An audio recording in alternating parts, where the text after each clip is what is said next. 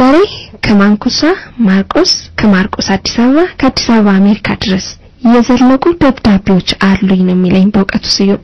አብረን እናዳምጣቸው።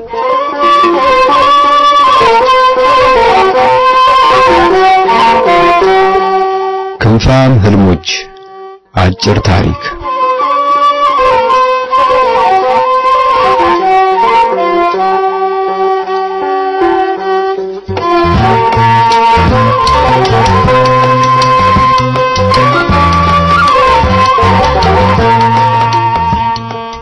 በስመ አብ ወወልድ ወመንፈስ ቅዱስ አሐዱ አምላክ አሜን። ይህ ስለ ወንድሜ ለአንዱ አምላክ ዘነበ። እንዴት አለህ? አክስቴስ ደህና ናት ወይ? ያቺ ታምረኛ ሀገር ማርቆስስ እንዴት ናት? አዲስ አበባ ያለችው እህትህ ሰናይትስ እንዴት ናት? እጮኛዋ ተክለ ሚካኤልስ እንደምን ነው? አብዬን ጨምሮ እዚህ ያሉት የቅርብ ሰዎቻችን ደህና ናቸው። ባለፈው ያም ያቦ ዝክር ማርቆስ አክስቴ ዘንድ ደርሼ ተተመለሱ ወዲህ የድሮ አይደለም። አገሬ ማንኩሳም የጥንቲቱ አልመስለኝ ብላለች። ጥንት እንዳሪ ለሰልሰኝ ነበር ኑሮ አሁን እንዳባ ጨዋሬ ኮሰኩሰይ ጀምሯል። ገላን እንዲወረተኛ ነው የሚታወቂ። አሁን ለሰንበትም ጥንት ሆነች ብለህ እንዳትለኝ ወርጃ አይደለም። ያንዳንዱ ቀን አወፋፈሩ አረዛዘሙ የዓመት ያክል ሆነብኝ ቢቸገር ነው። ተማርቆስ የተመለሰው ገላዬ ነው። ልቤስ እንደጋኘ ነጥ የዚያ ማርቆስ ድብሎ ቀርቷል። የጥንቱ መንገድ አልሆነልኝ ያለኝ እንደ ምጣድ የለሰለሰውን የማርቆስ ዝባልት መንገድ ታየው በኋላ ነው። ከዚህ ቀደም አርጌም አላውቀውም አገሬ መንገድ ላይ ባተኩር ተሰቀቅኩ። የማንኩሳን ጎዳና ያበጀው ዝፍት የመሰለ ጭቃና ቀበሮ ጀምሮ ጉድጓድ ነው። ከማርቆስ ዝባልት ጋር አነጻጽሬው ሳበቃ ለካየም ያለ ዘበን ስንሳብ እንጂ ስንሄድ አልኖርም እየተቆጨሁ በዚህ ሰሞን የቅኔ ትምህርቴን ሳልፈትን የኔታ መርሃ ጽድቅን ዳጣላቸው። ሁኔታው ተማሪ እየተንጠባጠበ ተከተላቸው። ሞት ትንኝ እየጋለበ ገብቶ በአቱን ወና አደረገው። ቀለሙ ተደፍቶ ብራናው ሻግቶ አጓዛው ተዘንግቶ ቀረ። ይህን ሲያብዬ ጎትቶ ወስዶ ጥጃ ጠባቂነት መደበኝ።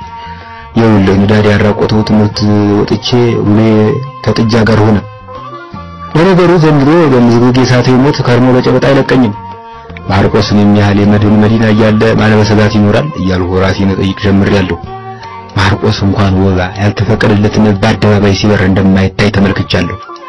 የቅኔ ትምህርቴን አለመፈጸሜ ልቦናዬን አጉላ ያደረገው። በፈት መስመሩ መሸጋገሪያ የሚሆን ምንኛ ታገኝ ነበር። ነፍሳቸውን ይማርና የኔታ የልጅ ወዚያ ያያዙ አላታይና መባሉ የተፈጸመ ትንቢት ነው ማለታቸው በወድፍኖ ሳይሆን የልቦናዬን ብሩነት መዝነው ነበር። ያኔ መሰለ የተባ ማሰላሲያ ይዘህ ጥጃ ስንሸተሙ ትኖር ምን ነው ወደ ማርቆስ መጥተህ የረባ ነገር ብትማር እያሉ ባለፉ ባገደሙ ቁጥር የሚነካኩ ባለንጆሮች በርከቷል። ለተቀማጭ ሰማይ ቅርቡ ነው ብዬ ላስባብላቸው ሲጀምር እንደባልጩት በሰላ እንደበት የምን ተረት አለ ቦታው መደንጎር ነው። ያከስተ ልጅ 300 ብር የሚዘቅ መመሪያ አይደለምን?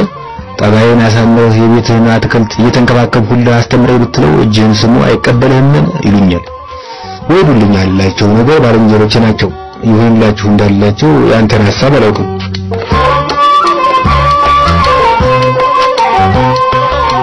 ተማርቆስ ተመጣው ወዲህ ልጆች ጠባይ ሳይቀር ተለውጦ ጠበቀኝ። በደነኛ ጨፌ ላይ ተተሰማሩ እኩል ቀንግጠው እንዳይመስሉ ነበር።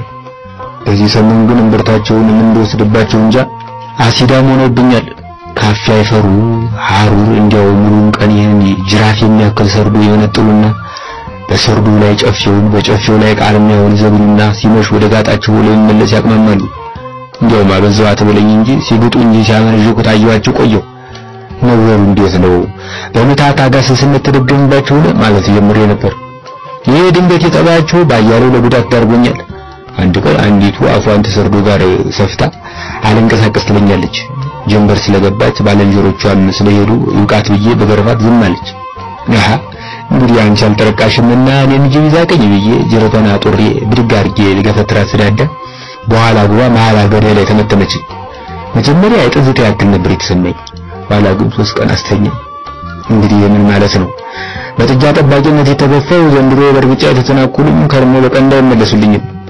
ከዚህ የሚገላግለኝ ወይ ሞት ወይ አንተ ወገኔ ነው። ያስነክሰኛል።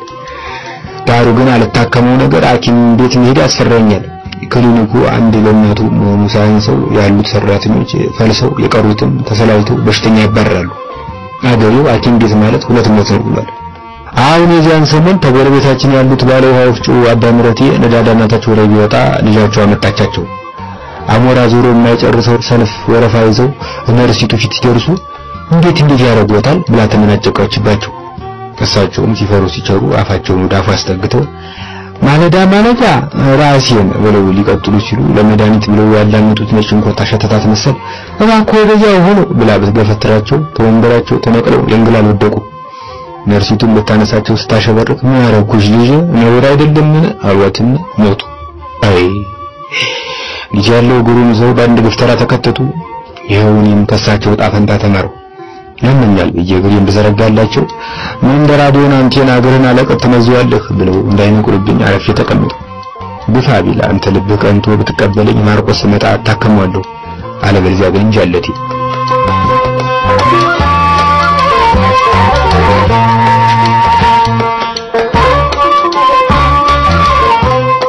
ወንድም ዓለም ተማርቆስ ተመለስ ወዲህ ክረምቱ ራሱ አለመጥነህ ብሎኛል። እንደምታውቀው የማርቆስ ዝናብ ሙሴ ተመሰራዊቱ በምድረ በዳ የለቀመው ህብስተና ማለት ነው። እንደንጨት ብንን ብሎ ወርዶ አስፋልቱን አጥቦ የሚፋጀውን አቧራ አርግቦ ስጆችን አጠጥቶ ለሸማ መለቅለቂያ የሚሆን ውሃ ትቶ በመጣበት ይመለሳል። ጉረምታ ብልጭ ታጅቦ ወጀቡ አይነካካው። ነፋሱ እንዳንተ ጠባይ ገራምና ጭምት በመሆኑ ደርሶ ጣራ ላይ አይጋልም። እንደውም አንዳንዴ ዛፎች ሽብሸባ ሲያምራቸው የሚጠሩትና የሚታዘዝላቸው እንጂ ኑሮስ የምናኔ ይመስለኛል። የኛ ክረምት ከዚህ ጋር አነጻጽሮ እንግዲህ የሰማይ ሆድ በእኛ አንጻር የተነደለ ይመስል ሌት ተቀን ያንሸቀሽቅብናል። ተላው ሆኖ ሲያየን ውቅያኖስ መሰሉ እንጂ ውሉቴን እኮ ነው። ሲወልም በሚያከላ እንቆላ ተደመና እየጠለቀ ቁልቁል ይከለብስብናል። አበሱ የኖህን ማያህ ደገመው እኮ ጅረቶችን ባፋቸው ያጎርሳቸዋል። እነሱ ሽቅብ እያላቸው ተፉብናል። ተዶፍ ጋር የሚተባበር ባለጌ ነፋስ የጎጃችንን ለሳር ክዳን ይገልባል። አገሩ ግን ያመርም አይታወቅም። እንደ ድሮ በጽሞና ይኖራል። የግልዩነቱን በማወቅ ነው መሰል እንዲህ የጭጋግራት ሆኜ ልቅር እያልኩ አጉረመረማለሁ። አሁን አብዬን ዳሩ አልፎለታል። ታለጋው ሲነሳ ግን ሌላ ሰው ሆኖ ነበር። ወባይቱ ገላው ይሰለቻት በርጅና አስረከበው ሄደች። ጠቁሮ ተኝቶ ገርጥቶ ተነሳ። ወትሮም ቀን ሲያምጽ ተድሜ ቀድሞ ኑሮ ያስረጃል። ማታ ማታ ተመስክመር ስራታችንን ባንድ በልተን ወረየሁቱናችን በታተናለን። የምንጋራው ወግዙ የለን። እሱ ባለ ጸሎት እኔ ባለ ተካዜ ሆነና ተለያየን።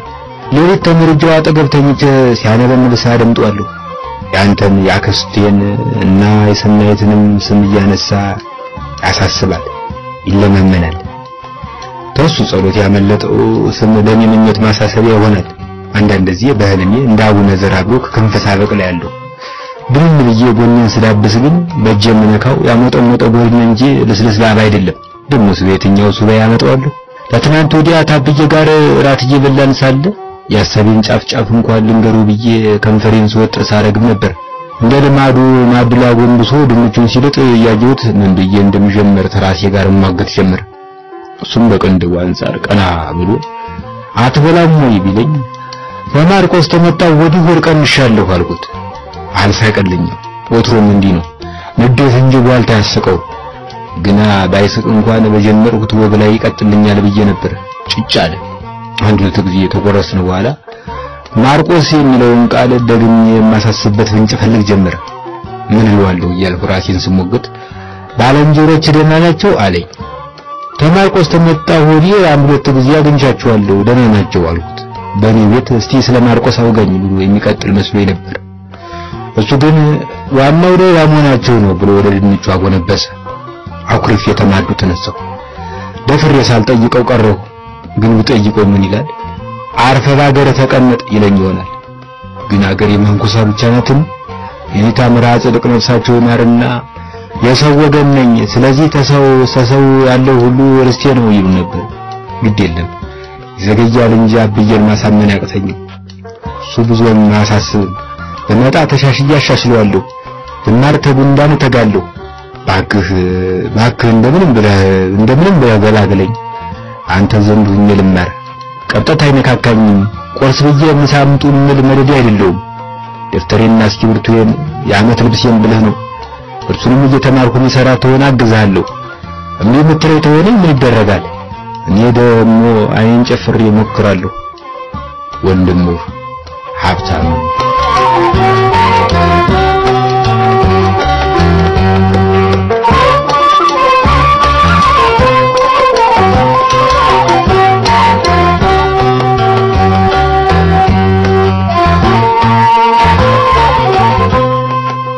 አንዱ አምላክ ለሰናይት ውድ እህቴ እንደምን አለሽ? ኑሮ ከተባለ ይሄው እየኖርኩ ነው። ደህና ነኝ። እነማዬም በጎ ናቸው። ማንኩሳ ያሉት ዘመዶቻችን ጭምር። ሀብታሙ በቅርቡ ደብዳቤ ጽፎልኝ ነበር። ደብረ ማርቆስ መጥቶ መኖር ይፈልጋል። የራሴ ዓላማ ስላለኝ ፊት አልሰጠሁትም። ስራዬ ብዙ አልመጠነኝም። መቼም አዲስ አበባ ካልመጣሁ ሰው እንደማልሆን የታወቀ ነው። ማስተማር ጀምሬ እንደነበር ሳሰሚ ቀረሽ አይመስለኝም። በደብረ ማርቆስ ፈንጠር ብላ በምትገኝ ገጠር ቀመስ መንደር ውስጥ የአንደኛ ክፍል ተማሪዎችን አማርኛ አስተምር ነበር። አስተማሪነት የቀጠሩኝ ትምህርት ቤቱ ተሰርቶ ሳይጠናቀቅ ነው።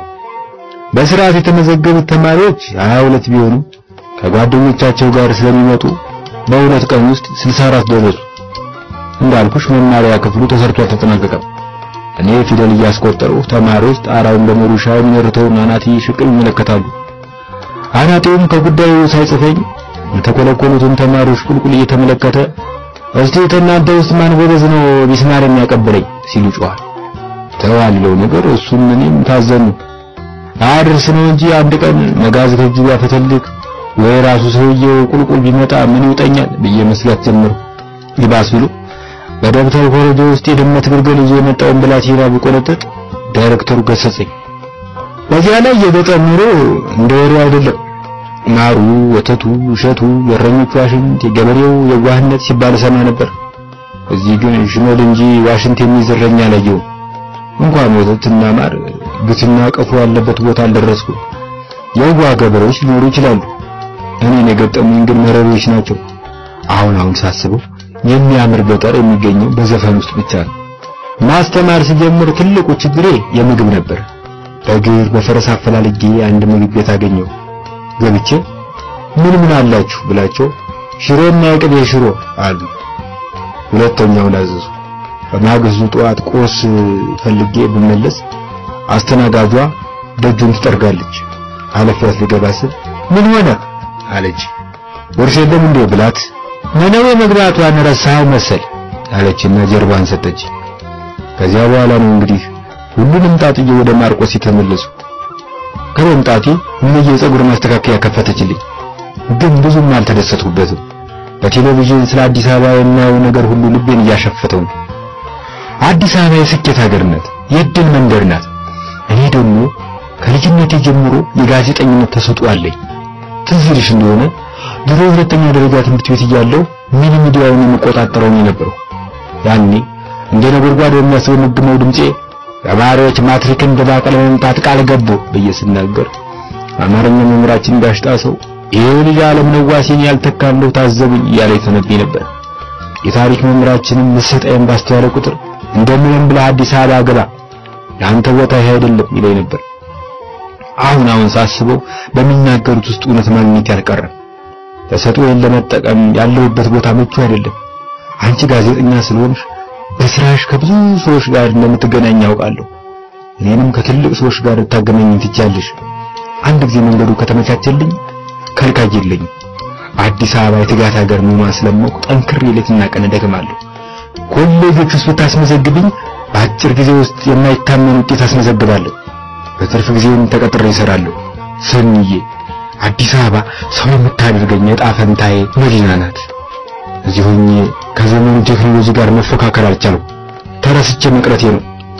የት ደርሳል የተባለ ጥጃ የሚለው ተረት ሊተረትብኝ ነው። በቅርቡ ፀጉር ቤት መስራቴን ማቆም አይቀርም። ለምዬ ላስረዳት እሞክራለሁ። እምቢ ካልሽ ግን ምንም ማድረግ አይቻልም። በነገራችን ላይ ሰሞኑን ከዚህ ጋር የተያዘ ህልም አይቼ ነበር። ባለ ምድረ በዳ ውስጥ የምራመድ ይመስለኛል። የውሃ የእጽዋት ዘር አይታይም። በእግሬ እየተጓዝኩ ነው። ላክ ከገላዬ ላይ ይዘንባል። ጉልበቴ ይደክማል። ወዲያው